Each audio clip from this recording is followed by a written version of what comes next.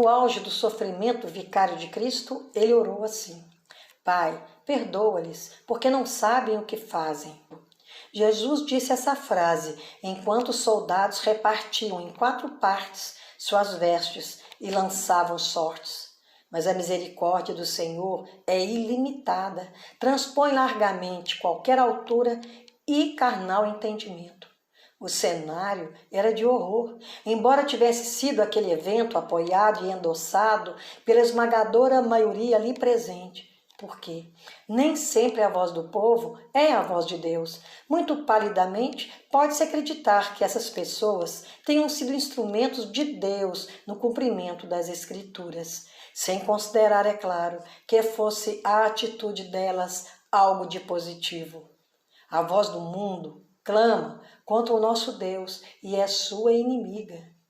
Estarrecidos e em sofrimento, apenas o próprio Jesus, sua mãe Maria, João, o apóstolo amado, não era sem causa essa alcunha, e mais 2 Marias, a Madalena e a de Cleofas ou Cleopas.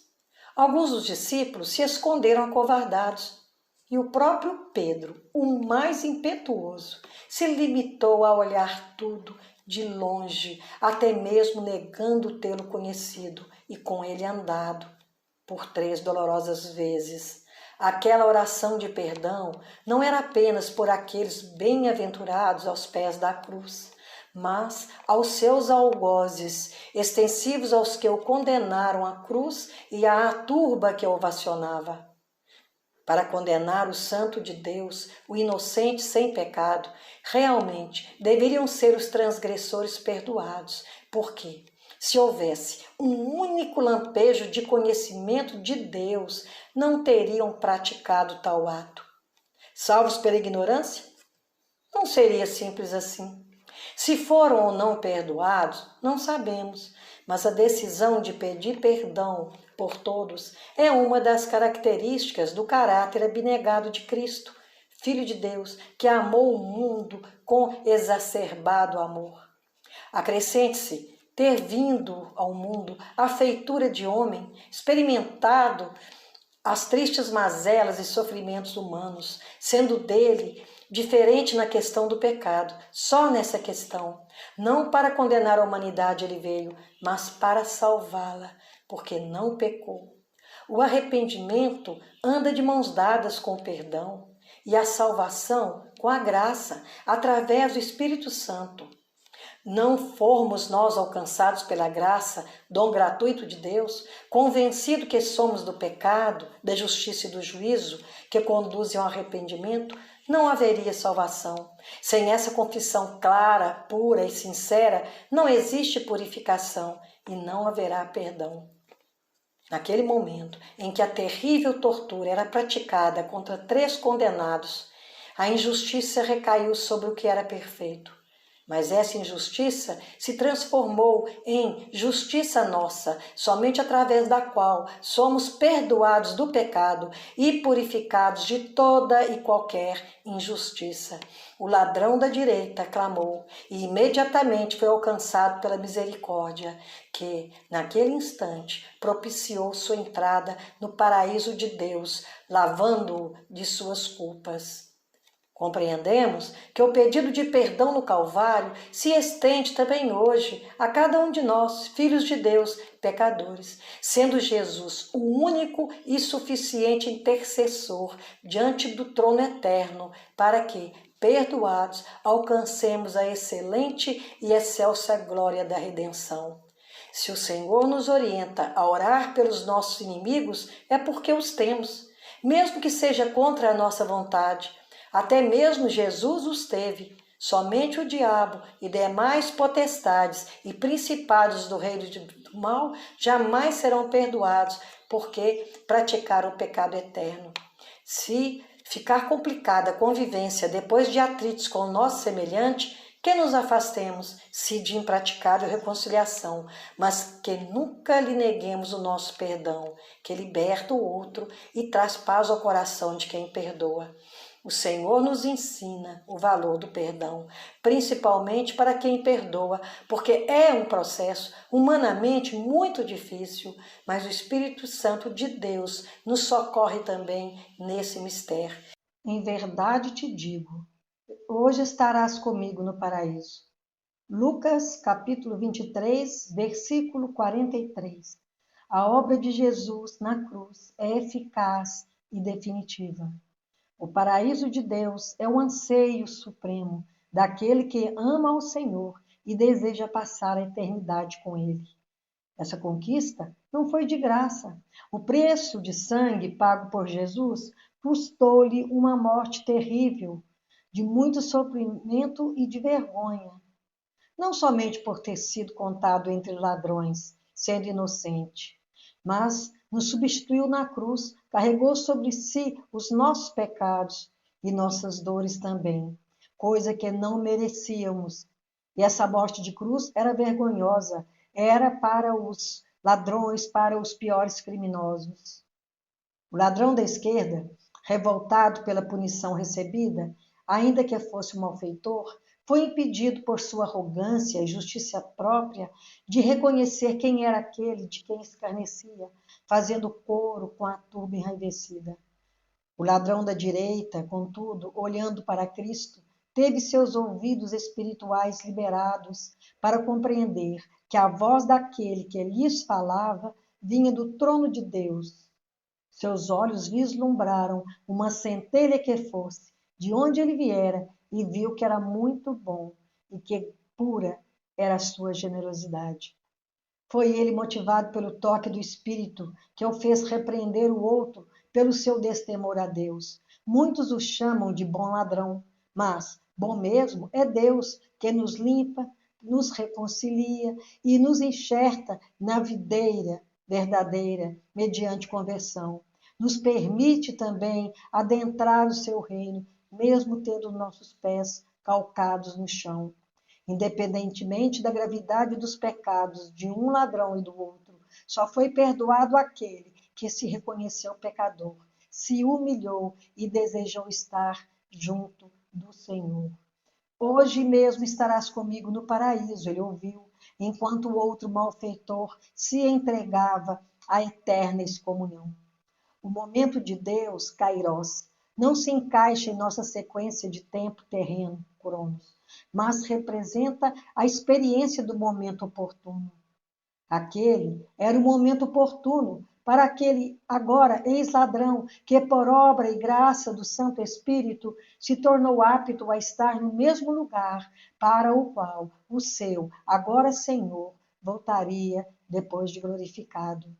O Senhor Deus, segundo sua soberania, oferece a coroa da vida para os que perseverarem até o fim, e também àqueles que, mesmo no derradeiro momento da vida, se rendem a Jesus. Existe injustiça nisso? Claro que não. Como naquela passagem que o dono da vinha contrata ceifeiros e os remunera com 1 denário, tanto ao que chegou mais cedo quanto ao que foi contratado de última hora. E por queixarem, exorta os invejosos na parábola. Está em Mateus, capítulo 20, versículos de 1 a 16. Este é o tempo oportuno, o momento em que o Senhor nos encontra e nos resgata, independentemente do tempo da negação ou do afastamento, porque o que importa é a renúncia à concupiscência do mundo e suas implicações, e também aos prazeres e deleites mundanos, através da conversão. A resposta de Jesus ao clamor desse homem, pecador, é verdade, nos permite ter uma ideia do quão profunda e amorosamente o Senhor sonda o nosso coração, vez que, mais importante do que o que ele externou, foi a sinceridade que o Senhor reconheceu. Ainda que nada falasse, mas era necessário que eu o dissesse. A frase de Jesus em questão não se deu de forma aleatória, pois nada faz sem um sentido ou propósito. Todavia, em resposta ao pedido dele, disse: lembra-te de mim quando vieres no teu reino. Hoje é o dia. Se você não se rendeu ainda à soberania de Cristo, Faça-o neste tempo oportuno, antes que essa oportunidade se transforme em tarde demais, como foi para o ladrão rebelde que se perdeu em sua soberba e orgulho próprio. Jesus está voltando. Maranata, ora vem, Senhor Jesus. Apocalipse, capítulo 22, versículo 20. Mulher, eis aí o teu filho, disse Jesus. E ao discípulo, filho, eis aí a tua mãe. João, capítulo 19, versículos 26 e 27. Jesus se humilhou à condição humana, nascido de mulher, criado em Nazaré, cuidado por José e sua mãe Maria, dependendo do cuidado deles, como qualquer criança. Atravessou a infância, passou pela puberdade e entrou na adolescência, como qualquer jovem. O que o diferenciou da maioria, pela narrativa bíblica, foi sua precocidade espiritual, sentindo-se, desde a tenra idade, responsável por cuidar do reino de seu Pai Celestial. Foi criado no compartilhamento das Escrituras e nos preceitos das leis judaicas, na tradição dos seus pais, crescendo em estatura, sabedoria e graça. Sua precocidade espiritual teve uma base sólida neste mundo, tendo nascido de uma virgem, visitada por um anjo que, com doçura e profunda espiritualidade, recebeu Gabriel, ouviu dele a profecia, respondeu com uma aclamação de aceitação e fé, se prontificando a correr todos os riscos e julgamentos. Então Jesus não poderia ter saído diferente. Era humano, mas a melhor parte de Deus estava nele e o próprio poder do Pai nele habitava. Aos 12 anos, afastou-se da vista de seus pais em Jerusalém num dia de festa, estando cheia a cidade. Voltavam para Nazaré quando perceberam sua ausência. 3 dias depois, o reencontraram, discutindo as Escrituras no templo com os doutores da lei. Lucas 2, 42 a 49. No aspecto espiritual, viveu todos os estágios de sua vida como ninguém viveu.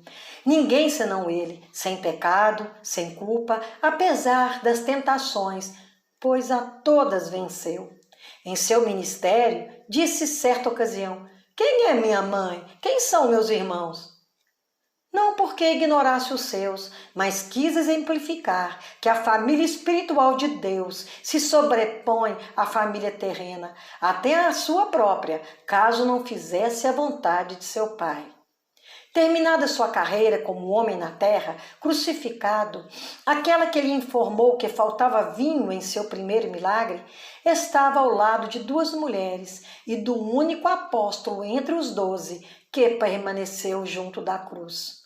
Agora, apenas vinagre lhe era oferecido, e Maria, com o coração em brasa, mas firme, como somente uma mãe, extraordinariamente bem-aventurada e ciente dos propósitos divinos, poderia suportar.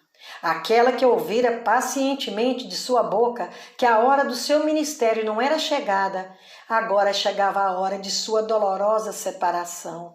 Eis aí a tua mãe. E desde aquela hora o discípulo a recebeu em sua casa. Onde os irmãos de Jesus? Onde os discípulos? Excetuando-se aquele que recostava a cabeça no peito do Senhor, e ali estava. Quem? Em quem o amor sobrepujou ao medo? Quem o mais indicado e capacitado a receber e acolher aquela que naquele momento significava seu último cuidado em sua missão de homem?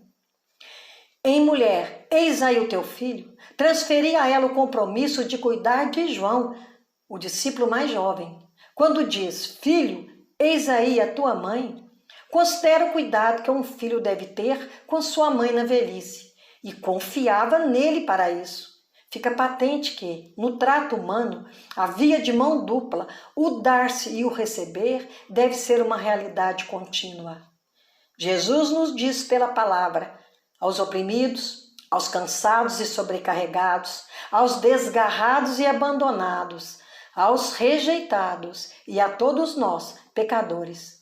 Filhos, voltem-se para Deus, busquem de mim, aprendam de mim, descansem e se entreguem a mim, para que o meu espírito os fortaleça e tenham alívio nas suas dores e nas suas tribulações.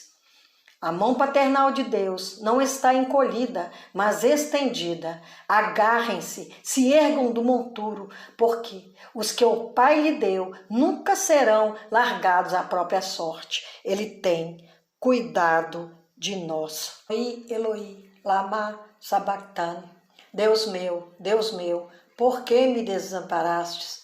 Mateus, capítulo 27, versículo 46 e Marcos 15, versículo 34. Na cruz, as profecias messiânicas foram cumpridas. Davi profetizou no Salmo 22, Deus meu, por que me desamparaste? As palavras de Jesus foram as mesmas primeiras palavras desse salmo. E o salmista continua, por que te alongas do meu auxílio e das palavras do meu bramido? Também foi o rei de Israel que predisse que o Santo de Deus não seria esquecido na sepultura e seu corpo não seria corrompido, como tal aconteceu. Como um ser assim perfeito e digno, anunciado e aguardado desde os antigos profetas, pode ser abandonado em tamanho sofrimento? Deus é Pai e foi Ele mesmo que disse que nunca se esqueceria de um filho, ainda que uma mãe dele se não lembrasse. Nesse momento, aquele filho amado, em quem o Supremo Ser disse que nele me comprazo, se sentiu ali completamente abandonado, só e nu, expondo sua aparente derrota física, moral e espiritual, vergonhosamente. Jesus havia se dirigido ao Pai por 3 vezes na cruz.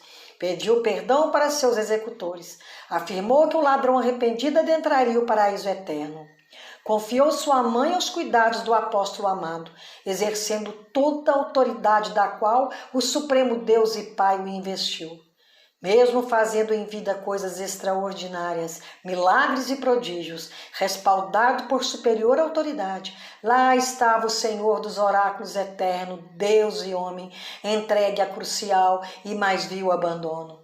Jamais existira ou haverá dolo ou mentira nas promessas incondicionais de Deus. E descendo a profundidade do caráter humano, entenderemos a causa dessa separação. O sofrimento vicário, substitutivo do Senhor, nos remete ao amor extremado pelos seus, para que não fôssemos destruídos pela ineficácia da lei. Assim, ele se fez pecado, sem conhecer pecado, colocando-se na mais detestável posição de inferioridade diante de Deus. Pela própria palavra da verdade, sabemos que o pecado faz separação entre nós e o nosso Pai. Naquele instante, recaiu sobre Cristo o peso dos nossos, para que fôssemos lavados pelo sangue redentor de todas as nossas culpas, ofensas e dívidas morais, livrando os filhos de Deus da ira vindoura e da condenação eterna. Hoje, quando nos arrependemos de termos transgredido contra a palavra e o buscamos e adoramos em espírito e em verdade, com o coração inteiro, somos limpos, libertos da culpa que corrói, tomados que somos de uma paz e conforto espiritual indescritíveis, muito além do humano entendimento, porque nossa dívida é cancelada, um X é excludente arriscado na coluna do débito e readmitidos somos, como folhas em branco em sua santa presença.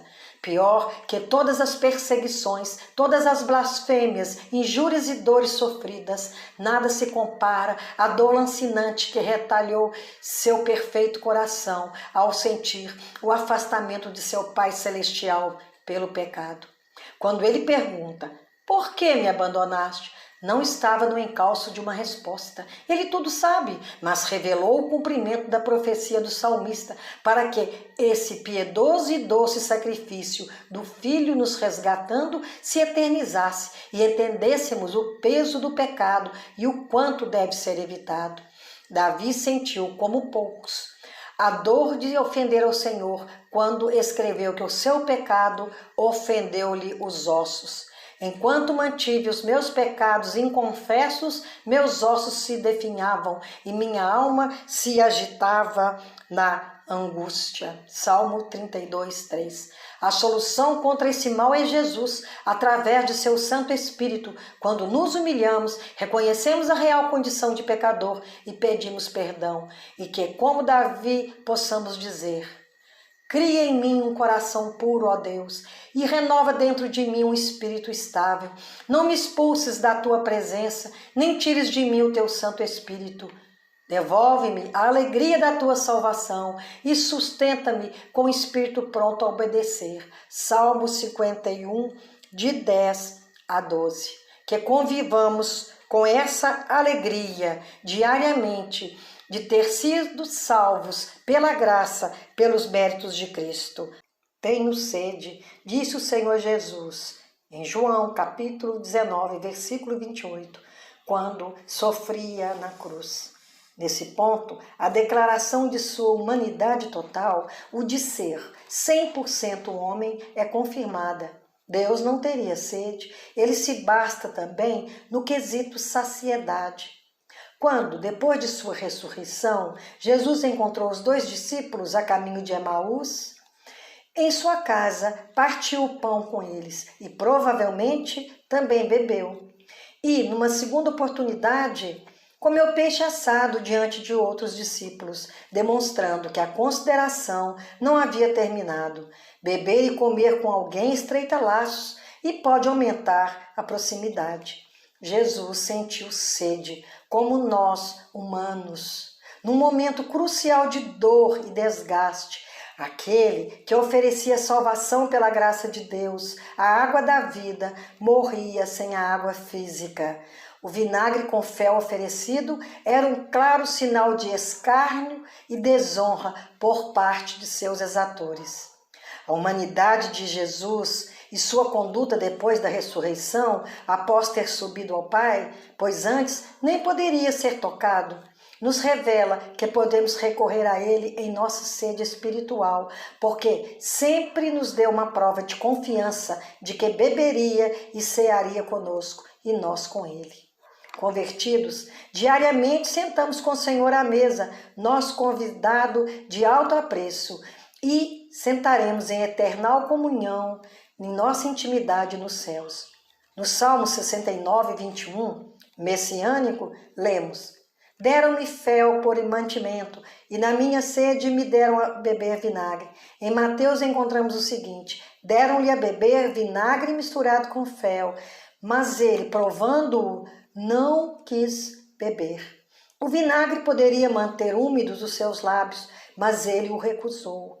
Interessa a Cristo a completude. Nada que não provenha da inteireza do nosso coração lhe pode agradar. Por isso, nos pede que o adoremos em espírito e em verdade, de maneira cabal, completa, perfeita, exclusiva. Tenho sede. Com a frase tenho sede, cumpria-se mais uma profecia, ao mesmo tempo em que esse soldado, sem nenhuma misericórdia, escarnece de sua necessidade. Também para cumprir as Escrituras. O ser humano suporta muito tempo sem comer, mas não suporta longo tempo sem a água. A sede leva à morte por intensa desidratação. Jesus suou sangue no Getsêmani, desgastou-se fisicamente ao carregar a cruz. Não se valeu de sua condição como ser divino. Sentiu necessidade e morreu de sede.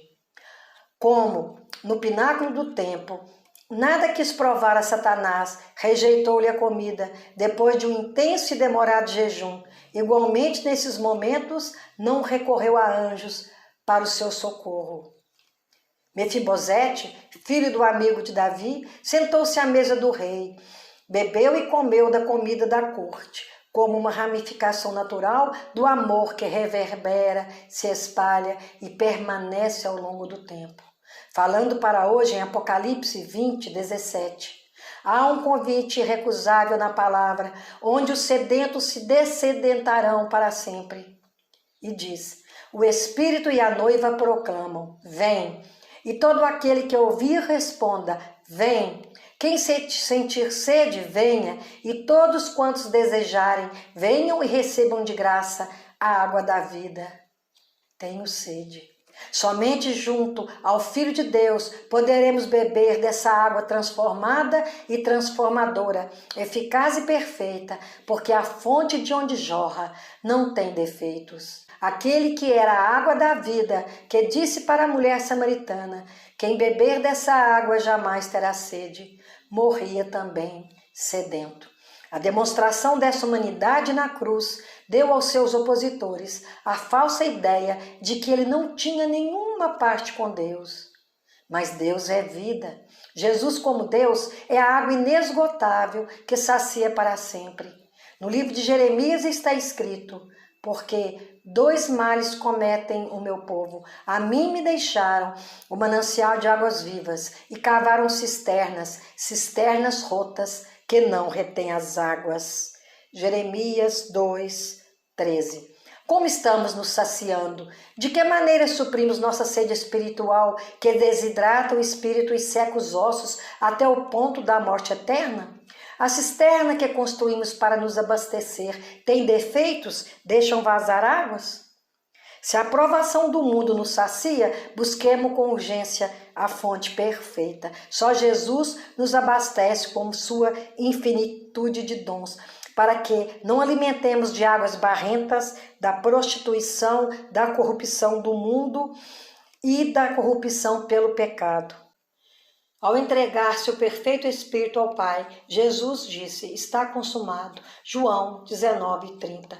Remontando ao princípio, por um só homem, Adão, que desobedeceu, entrou o pecado neste mundo, inaugurando assim o sofrimento e a morte.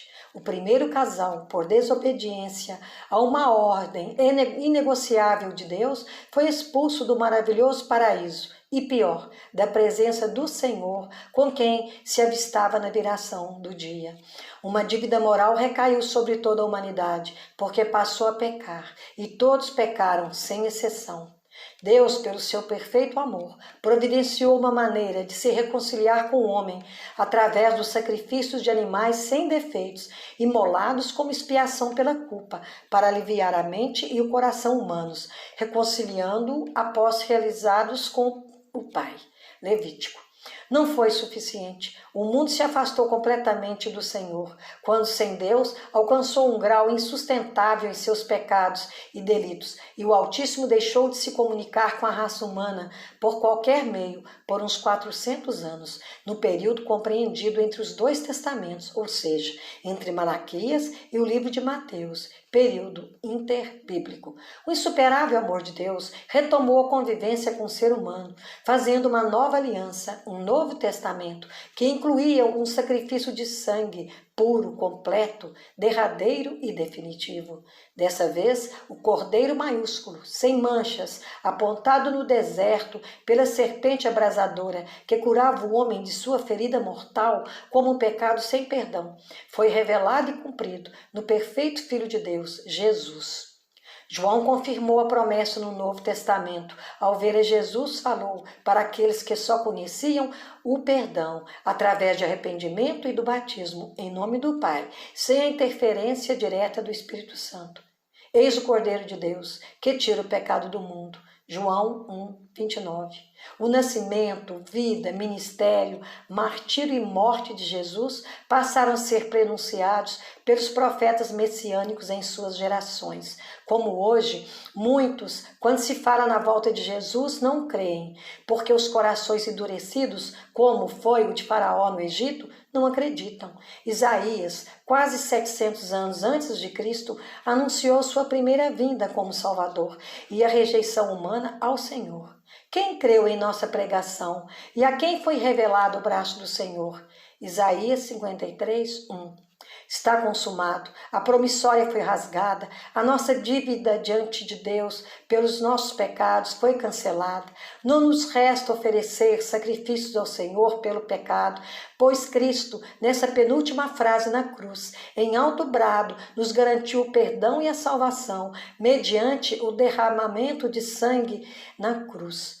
Sem sangue não haveria redenção e posterior santificação. Sangue e água foram derramados do lado direito, atingido pela lança inimiga, conforme as Escrituras. Ali o inferno foi definitivamente derrotado. Satanás e suas hostes foram aniquilados e as cadeias do inferno abaladas. Os escolhidos de Deus, aqueles que o Pai deu a Jesus, antes que houvesse mundo, foram desobrigados de oferecer algo em troca de sua regeneração espiritual.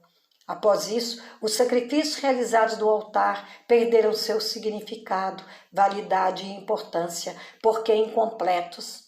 Jesus consumou sua missão num grito repleto de poder e de extremada misericórdia e de completude. Naquele instante, logo após a oferta de vinagre e fel na esponja, preconizada na palavra, através dessa frase, está consumado, aquele que sentiu o abandono foi reconciliado com seu Pai Celestial e nele a humanidade arrependida, livre do peso da culpa, pois também com ele se reconciliou.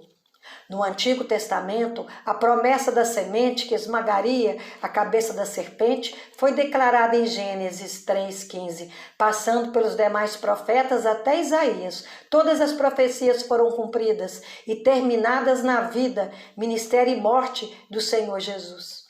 Tetelestai, ou está consumado, é uma expressão grega contábil que significa que a conta foi paga, que Cristo venceu e através dele também somos mais que vencedores, conforme declarado pelo apóstolo dos gentios, Paulo, em Romanos 8,37, segundo o beneplácito do seu infinito amor.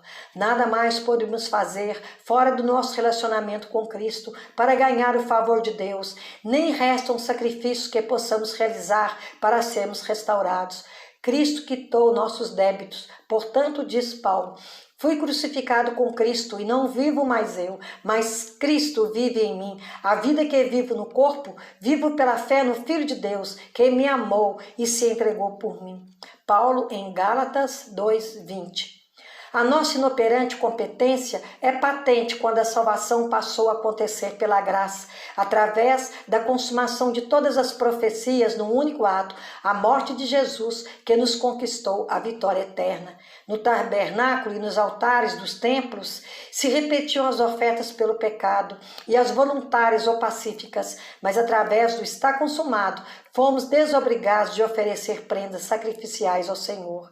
O pecador entregava sua oferenda ao sacerdote, que realizava o sacrifício. Hoje, somos dispensados dessa prática, porque o perfeito sumo sacerdote da ordem de Melquisedeque o realizou de uma vez por todas, cravando nossas dores, ansiedades, doenças, quedas e fracassos na cruz.